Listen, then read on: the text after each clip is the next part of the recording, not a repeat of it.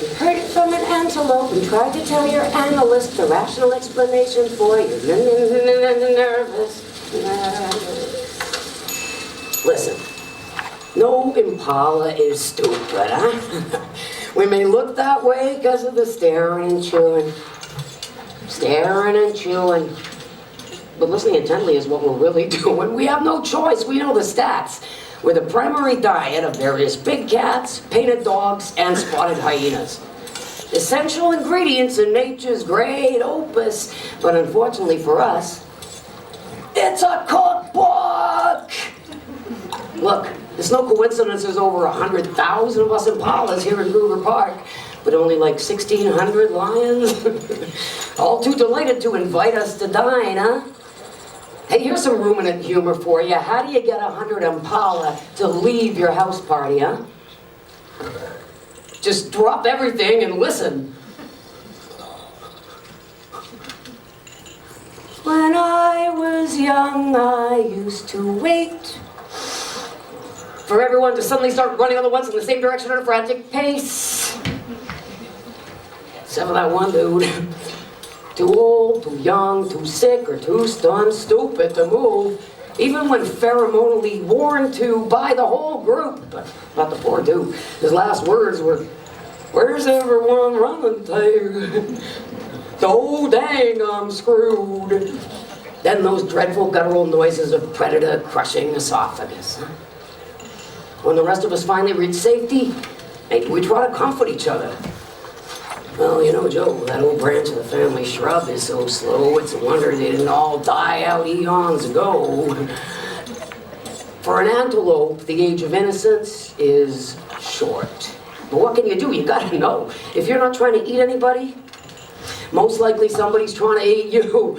They say we all drink from the same pool, but no antelope takes lingering cat naps in the mid-afternoon unless he's a damn fool. We're at the bottom of the pyramid, so our numbers need be myriad. We lack the luxury to lounge around belly aching over how they misspelled our names on the menu.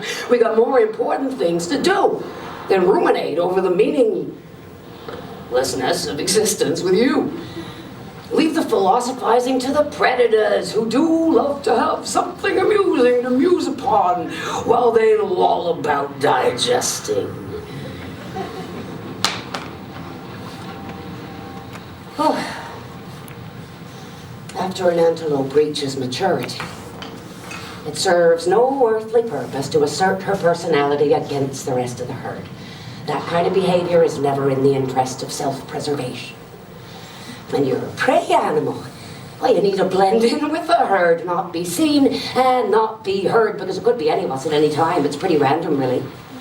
The young bucks are lucky for their antlers and their speed, but all of us are fast. You have to be, or your lunch meat.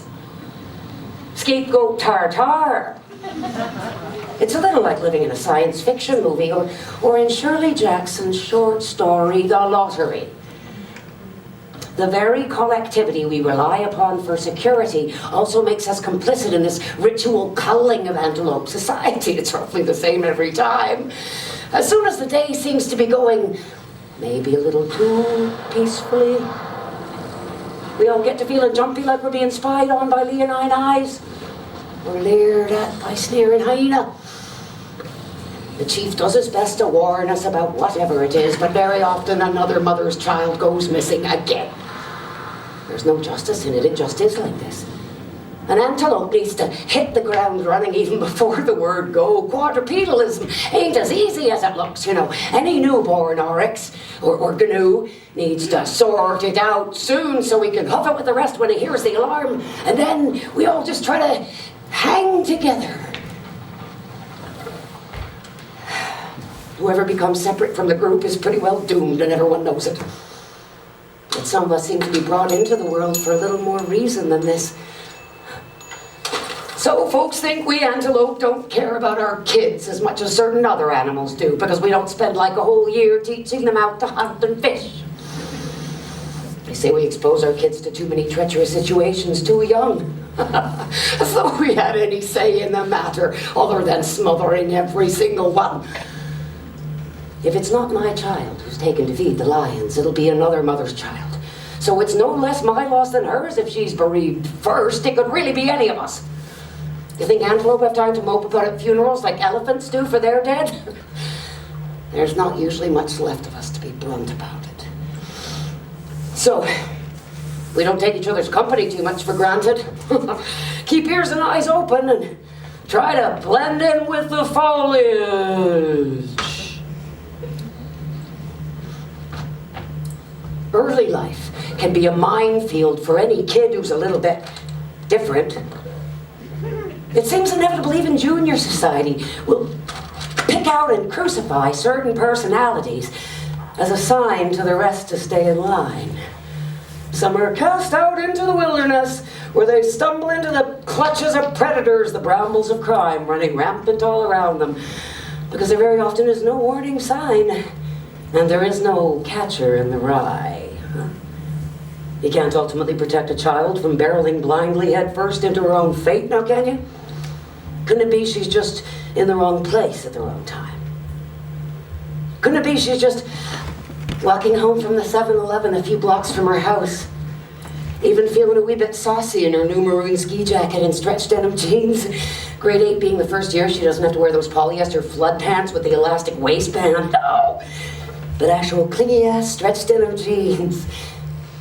And then lo and behold, a full pack of grown men with ice-cold, extra-old stock beer in stubby bottles, sunglasses, sideburns, and mustaches whistle at her as she passes the front porch, where they're standing around like the spitting image of a Bob Seger tribute band.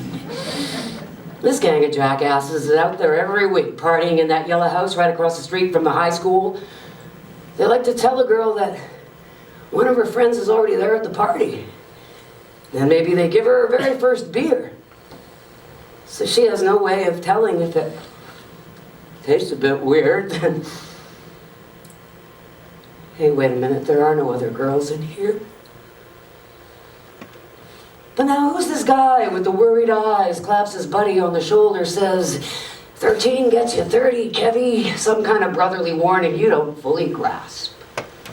The same worried-eyed guy who'd asked your age and you'd lied and said, 13, when it was still 3 weeks to your birthday.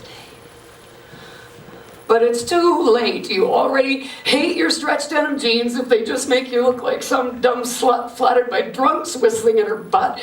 But resistance is chemically dissipating. As though your brain were melting in a pool of wax beside the bare mattress, as though you'd solidify there by the bare zebra-striped mattress, unaware and completely unconscious of how you got upstairs in the first place.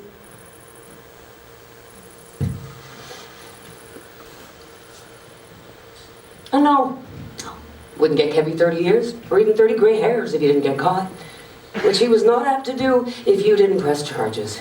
Which you, in perverse defiance of your parents, are not in your life about to do. Not after having to deal with being dragged to emergency and having your mother, who hasn't even said 2 words to you, hovering over you in the examination room. She doesn't speak, doesn't seem to want to touch you. Just keeps her arms wrapped tightly round herself as though afraid her ribs might fall open. While her adolescent daughter lies askew on the white sheets like a peeled carcass. It seemed the only thing to do to reclaim your own dignity was to say, no. No, you didn't want to press charges. No, no, 1,000 times no. You'd really rather forget the whole fucking thing, thanks all the same. You didn't want to see that gang of creeps again, you kidding me? Hell no. You have no intention of even mentioning the subject to anyone, ever again. But then, 2 days later, find yourself wandering back to the same yellow house as one returns to the scene of a crime to find it gutted. Gutted. No blaring silver bullet band, no puffy vinyl furniture seen through the picture window. They probably left that stinky bare mattress right there on the upstairs floor, though no one would bother saving something like that. Then suddenly a man speaks and scares you half out of your wits, but when you turn around, it's only the elderly owner of the building, asking if you knew the guys who lived there. No, you don't know them at all. Why does he want to know? Well, because they just packed up and left overnight without telling a soul where they were going, he says. Every last one of those young men took off out of here like they thought someone was chasing them. Like they thought someone was chasing them, you heard the man say, as though you were the predator and they were the prey.